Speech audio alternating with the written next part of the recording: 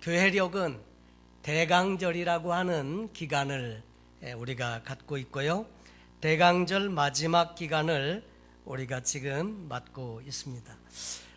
과거에 비해서 성탄절 하면 참 기쁨이 넘치고 또 은혜로 충만하고 이런 부분들이 있는데, 요 근래에는 보면 많이 성탄에 대한 이런 기쁨이나 이런 것들이 많이 좀 상실되지 않았나 이런 생각을 하게 됩니다. 그러나 한편으로 우리 내면으로 이 성탄절을 즈음해서 또 하나님의 은혜를 또 사모하고 기다리는 그런 시간이 되면 좋을 것 같습니다. 누가복음에 보면 시므온이라고 하는 사람이 예수 그리스도를 그렇게 사모하고 기다리던 그런 사람의 이야기가 쓰여져 있습니다. 예루살렘에 시므온이라는 사람이 있으니 이 사람은 의롭고 경건하여 이스라엘의 위로를 기다리는 자라. 성령이 그 위에 계시더라. 그래서 메시아를 기다리던 인물 중에 한 명 시므온이 있었습니다. 그런가 하면 또 안나라고 하는 여자분이 있습니다.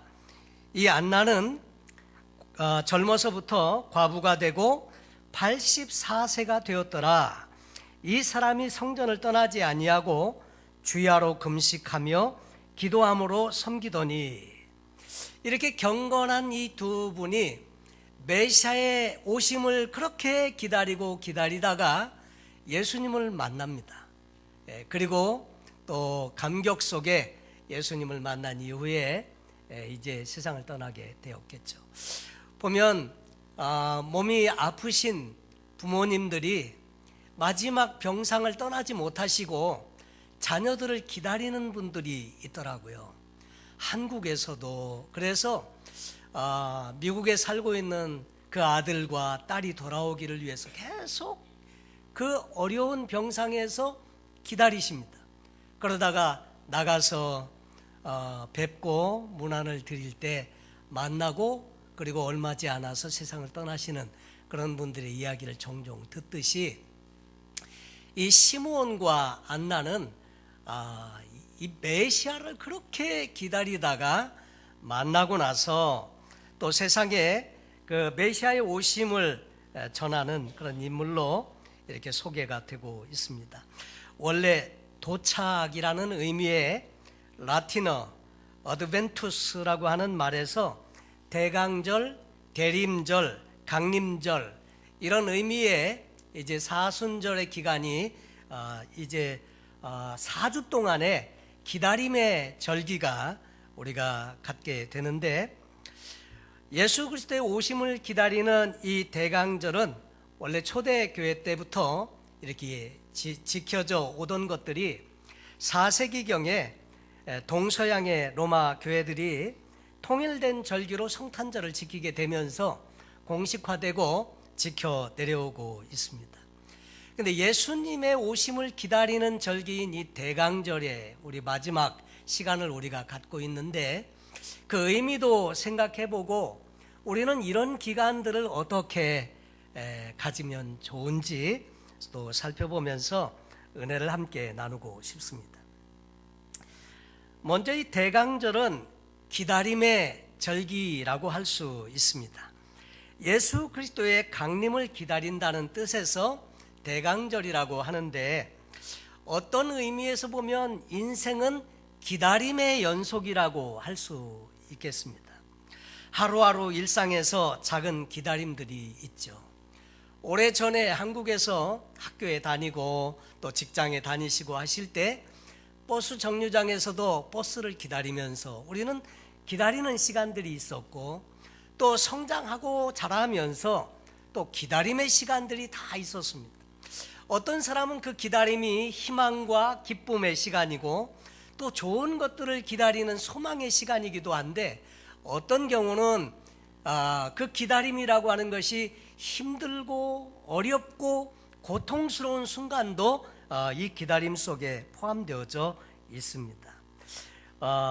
그러나 행복한 기다림이든지 아니면 고통의 기다림이든지 이런 기다림은 인생에 있어서 일상적인 우리의 경험인데, 그 한편으로 우리의 신앙생활도 기다림이다 하는 거죠.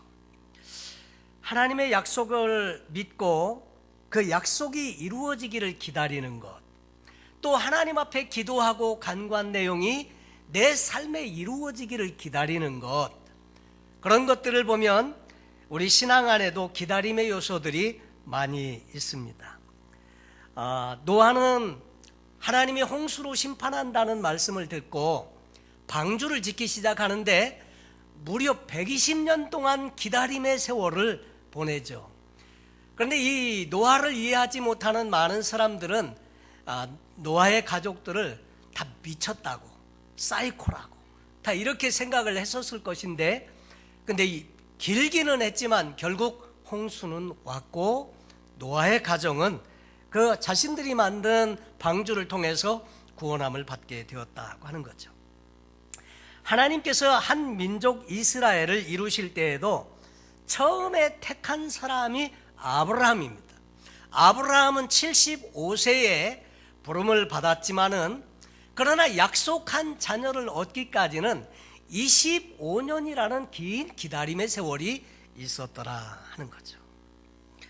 그리고 그 모세와 더불어서 하나님의 주시는 축복의 가나안을 향해서 떠난 이스라엘 백성들은 40년 광야 생활을 겪은 이후에 가나안에 들어가는 기다림의 세월들이 있습니다.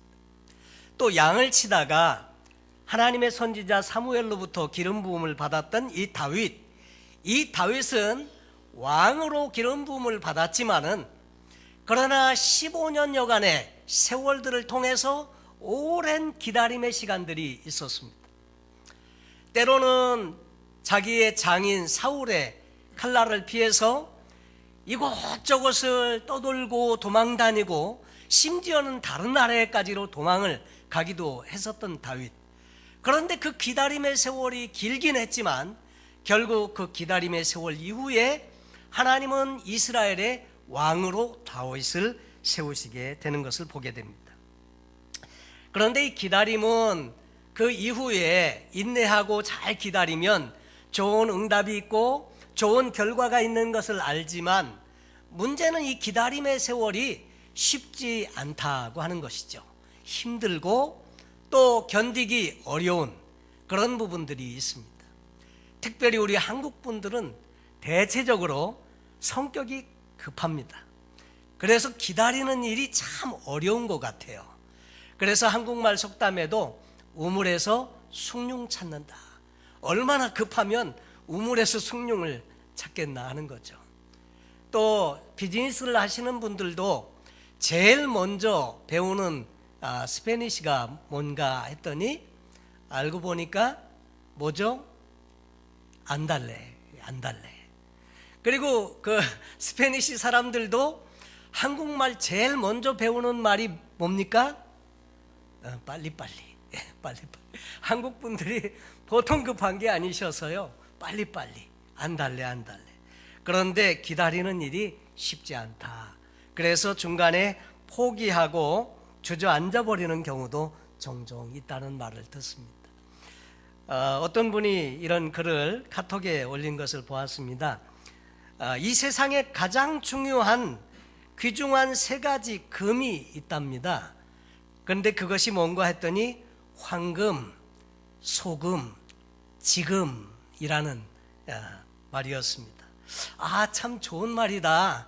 감동이 되어서 이분이 자기 아내에게 이걸 카톡으로 전달을 했답니다.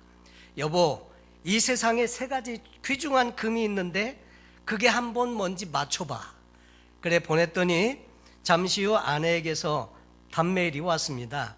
현금, 지금, 입금 이렇게 왔답니다. 그래서 그 은행 밸런스를 체크해 보니까 이제 간당간당해서 현금을 얼마를 집어넣고 아내에게 다시 카톡 메시지를 이렇게 보냈습니다. 방금, 조금, 입금. 사실 오래 기다리는 거 쉽지 않지만 초대교회 성도님들은 그런 기다림의 세월이 있었고, 메시아가 오는데도 많은 기다림이 있었습니다. 예수님이 오실 그 즈음은 종교적인 암흑기라고 합니다.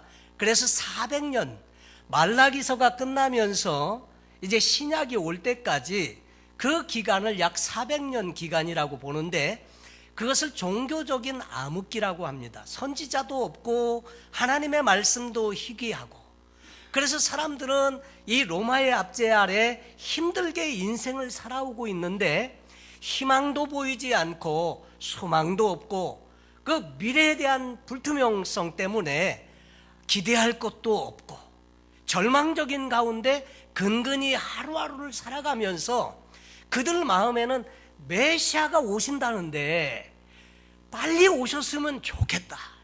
메시아 대망 사상이 그게 달아있을 그 즈음에 하나님께서 예수님을 보내십니다.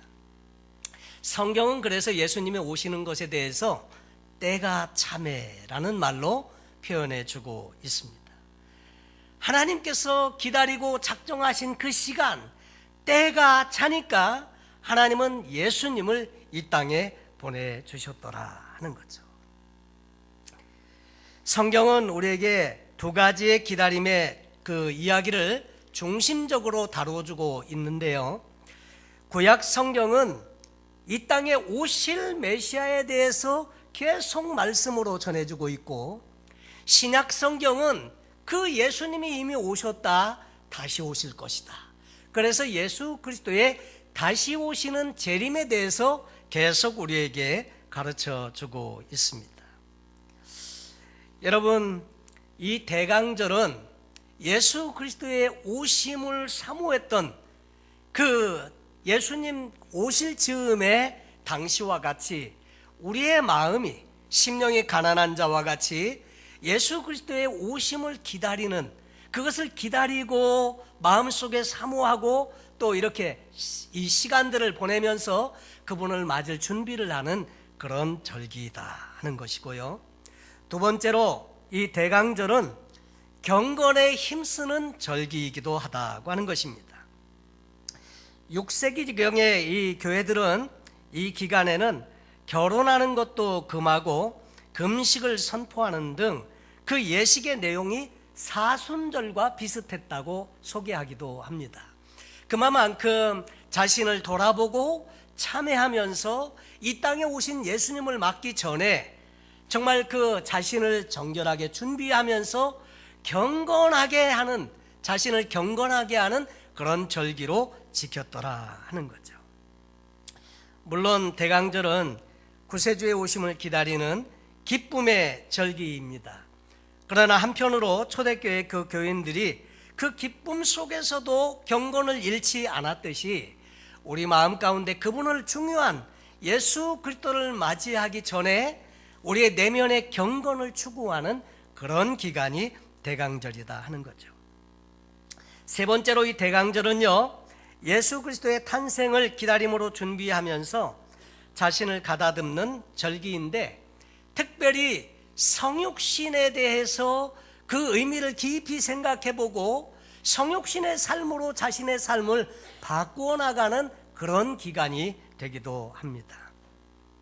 사실 하나님께서 육신을 입으시고 이 땅에 내려오신 사건, 인카네이션, 성육신 사건은 특별하신 하나님의 섭리가 있고 그 안에 은혜를 담고 있습니다.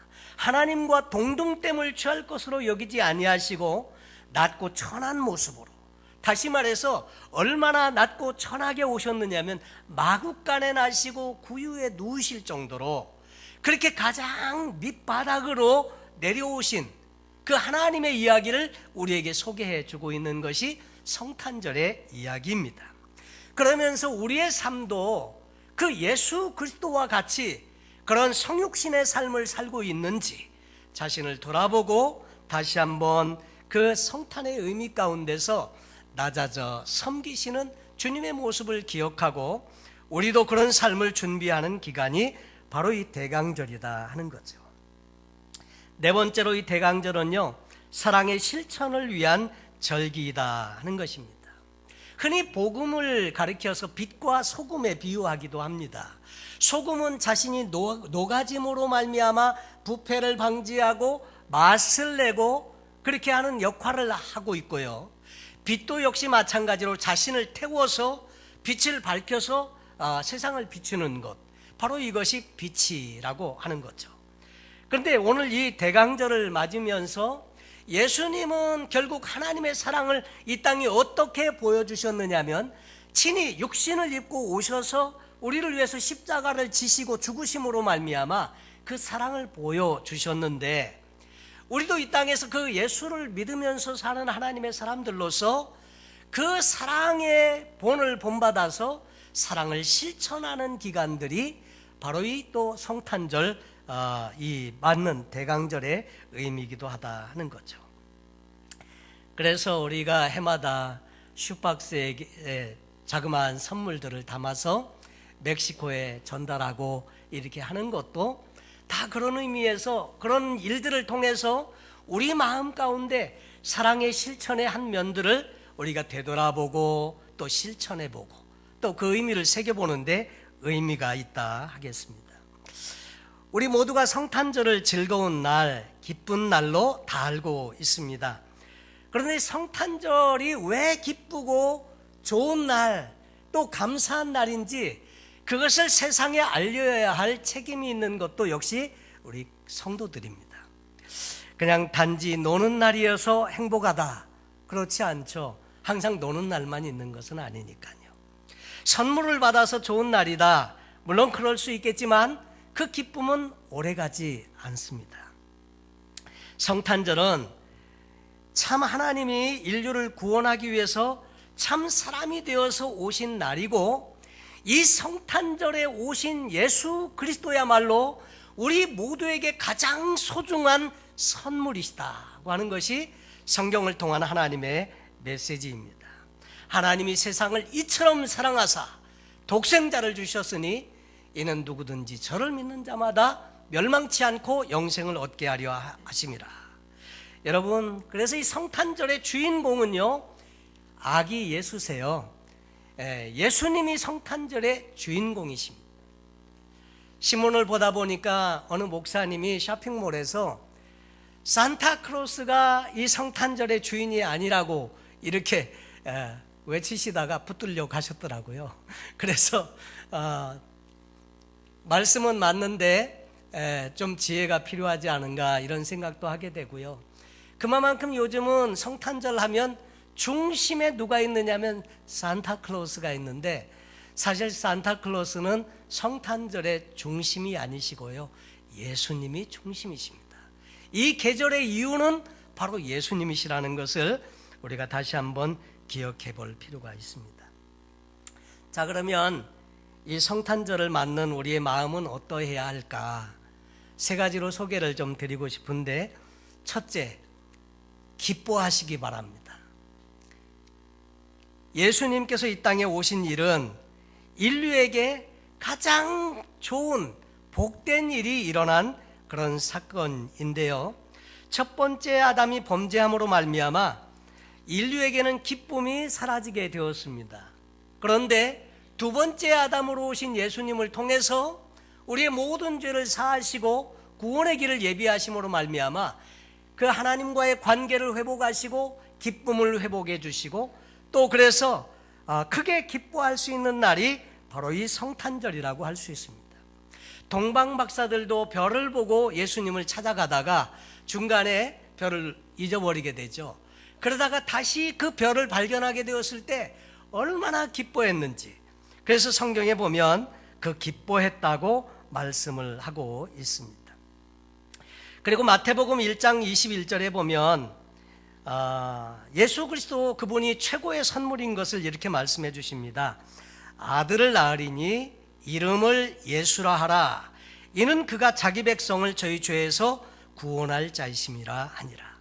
예수님은 자기 백성을 저희 죄에서 구원할 자로 이 땅에 오신 분이시고요, 그래서 예수님의 탄생은 바로 저와 여러분을 구원하기 위해서, 그래서 이 땅에 오셨더라 하는 거죠.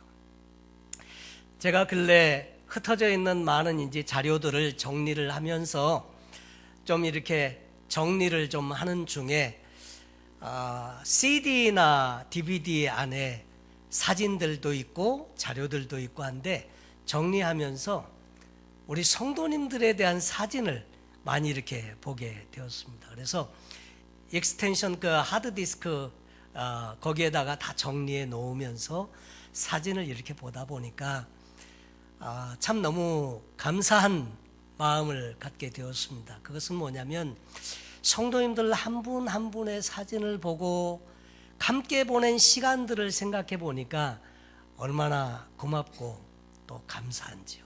참 너무너무 한 분 한 분 참 소중하고 마음에 진심으로 우러나오는 그런 감동이 있었습니다.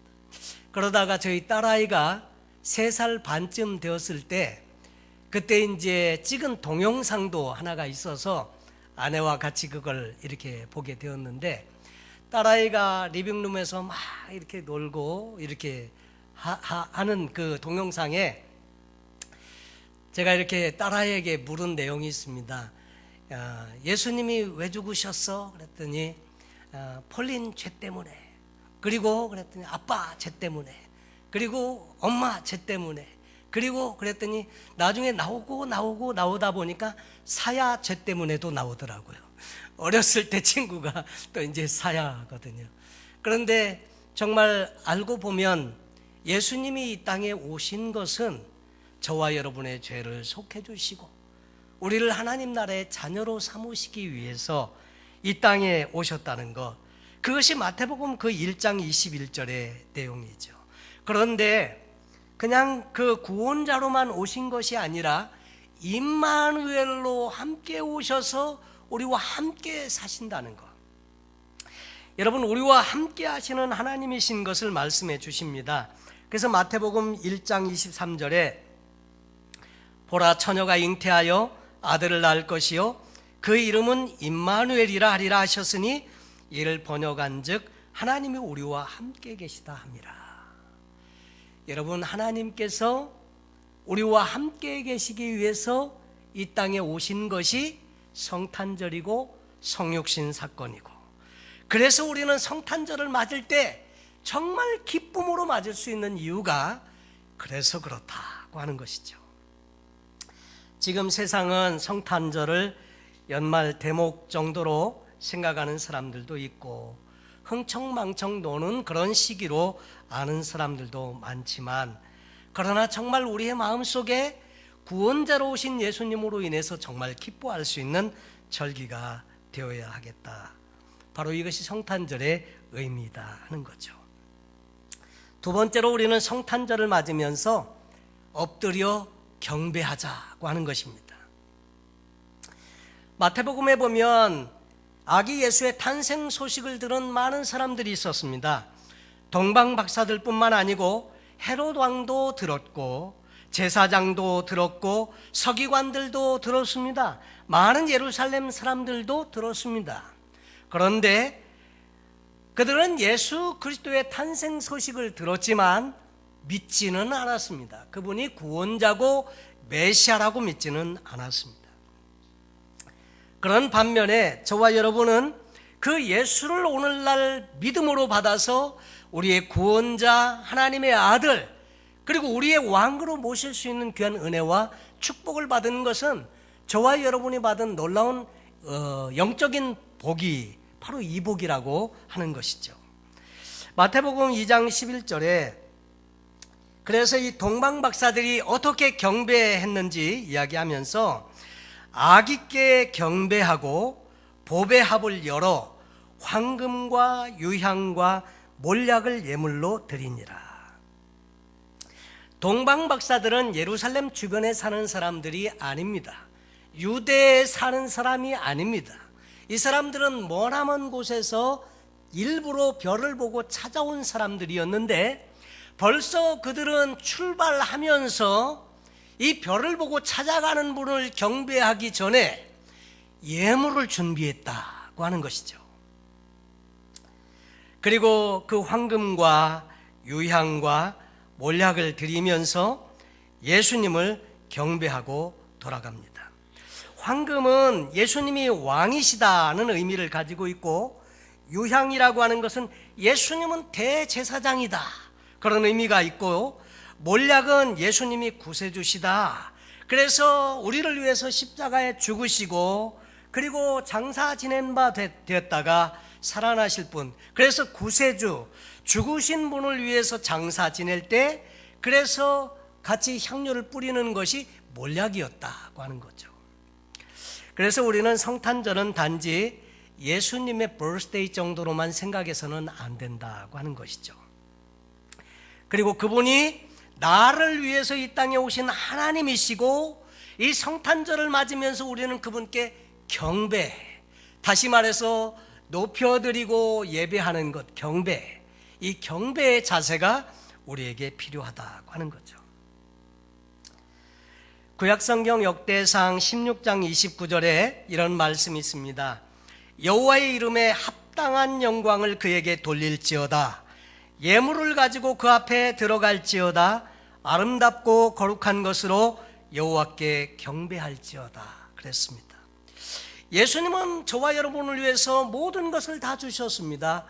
피도 아낌없이 흘려주시고 물도 흘려주시고 하늘 보좌를 버리시고 낮고 천한 마국간에 오셨고, 그리고 기꺼이 임마누엘로 우리와 함께 해주셨습니다. 그분 앞에 우리가 합당한 경배를 돌려드리는 것, 이런 것들이 필요하다 하겠습니다.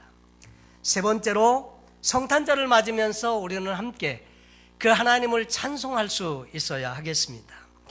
성탄절에는 캐롤송들이 많이 울려 퍼지곤 하는데, 요즘은 별로 많이 못 듣게 되는 이유 중에 하나는 다 다니면서 그런 음악을 대중적으로 틀면 이제 돈을 거두러 다닌 사람들이 있어요. 그래서 카피라이트 때문에 대중적으로 틀 수가 없어서 자주 못 듣는다는 이야기도 듣습니다. 그런데 사실 이 성탄절은 기쁨의 좋은 소식이 들려진 날로서, 그래서 천사들도 그 찬송을 드리고 영광을 돌리는 그런 모습들이 성경에 소개됩니다.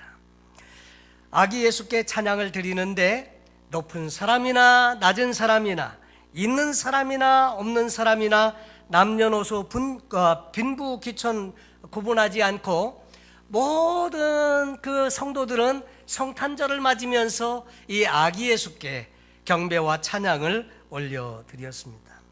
누가복음 2장 13절에도 호련히 허다한 천군이 천사와 함께 있어 하나님을 찬송하여 가로되 지극히 높은 곳에서는 하나님께 영광이요 땅에서는 기뻐하심을 입은 사람들 중에 평화로다, 찬송을 드렸더라 하는 거죠.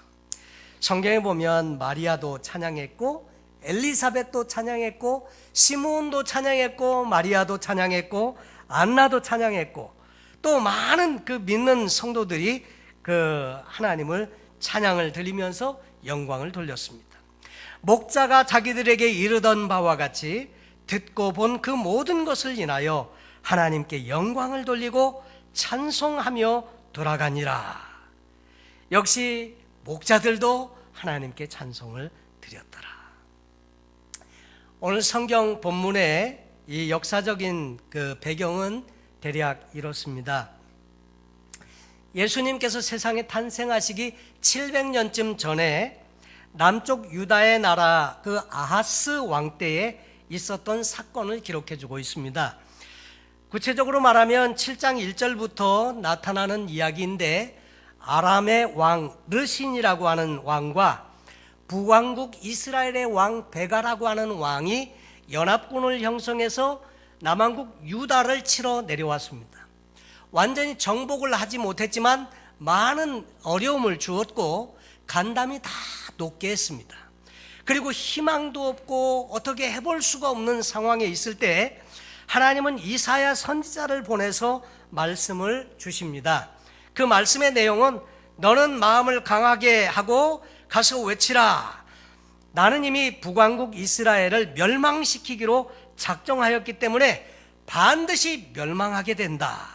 그러나 남왕국 유다는 반드시 보호할 것이다. 그렇기 때문에 북왕국 이스라엘과 아람이 아무리 동맹을 맺고 남왕국 유다를 침공한다고 할지라도 그 도모는 헛되이 돌아가고 말 것이다. 그러므로 두려워하지 말고 놀라지 말라.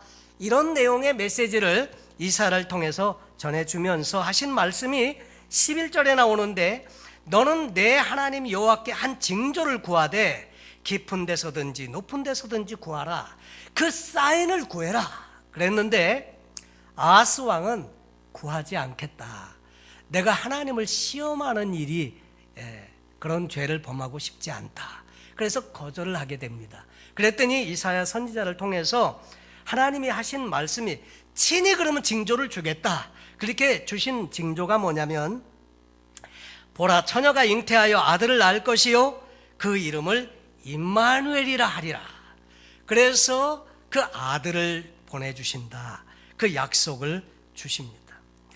본문에도 나와 있는 것처럼 유다 민족들은 많은 위기와 어려움의 순간들이 많이 있었습니다. 그때마다 하나님께서 약속을 해주시는 것 중에 아기에 대한 이야기들이 가끔씩 등장을 합니다. 나라와 민족이 위기에 처했을 때 하나님은 그 당시에 살아있는 사람들 중에서 사람을 뽑아서 나라를 구한 적도 있지만, 그러나 아기를 태어나게 해서 그들로 하여금 자라게 해서 그 나라를 구원하겠다, 이런 약속을 주시는 것이 종종 나옵니다. 이스라엘 민족을 구원한 모세의 이야기, 아기의 이야기입니다. 나라가 어지러울 때 기도를 통해서 출생하게 된 사무엘의 이야기, 그리고 사사시대의 나라를 구하기 위해서 태어난 삼손 이야기, 또 그리고 그 종교적인 암흑기를 보낼 때 세례 요한의 출생을 통해서 회개 역사를 이루시는 그 세례 요한의 이야기, 아기들의 이야기입니다. 그런가 하면 오늘 성경 본문은 보라, 처녀가 잉태해서 아들을 낳을 것이다. 그 이름은 임마누엘이라 하리라. 처녀가 잉태해서 아들 낳는다. 이 이야기는요, 보통 이야기가 아닌 것입니다. 그래서 처녀가 아들을 낳는데 그 이름은 또 임마누엘, 하나님이 우리와 함께 하신다.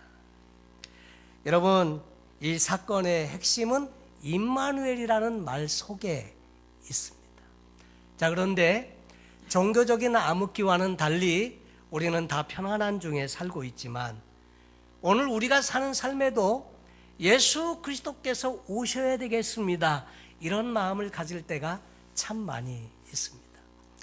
신앙생활을 하면서 또 일상생활 속에서 하나님, 내 삶에 주님이 함께 오셔야 되겠습니다, 이런 마음의 소원을 간절하게 가질 때가 있지 않습니까?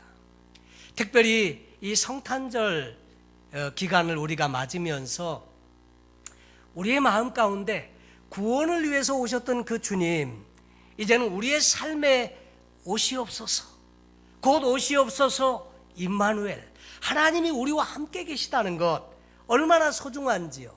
위기 가운데, 어려움 가운데, 절망 가운데, 낙심 가운데 있을 때 주님 오십시오. 내 인생에도 주님 오십시오.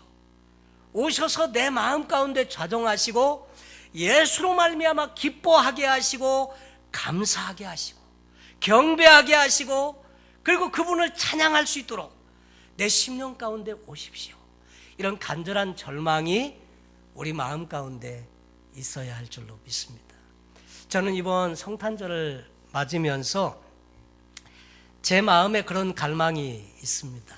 하나님 오셔서 나를 새롭게 하시고, 정말 그 주님으로 인해서 정말 진정한 기쁨을 마음껏 누리고 또 감사가 넘치는, 정말 마음속에서 우러나오는 찬양과 경배가 있는 그런 성탄절 되게 해주십시오. 이런 마음의 소원이 있습니다. 우리가 해마다 같은 일을 반복하다 보면 늘 행사로 그쳐버리고 그리고 지나가 버리는 적이 종종 있지 않습니까? 그런데 금년 성탄절 또 예년처럼 그냥 그렇게 흘려보내는 그런 행사가 아닌, 진정으로 내 마음속에 오십시오 주님, 임마누엘로 오십시오. 그 예수님 당시에 그렇게 메시아를 기다리던 이스라엘 백성들과 같이 주님 내 마음속에 오시면 좋겠습니다, 오십시오, 이렇게 사모하는 그런 아름다운 성탄절 절기가 되시고, 그래서 주님으로 인해서 기뻐하시고 또 감사가 넘치고 이 기쁨을 우리만 누리는 것이 아니라 정말 이 복된 소식, 좋은 소식을 이웃들과 더불어서 나누면서 기뻐할 수 있는 그런 아름다운 성탄절이 다 되시기를 예수님의 이름으로 축원합니다. 기도하시겠습니다.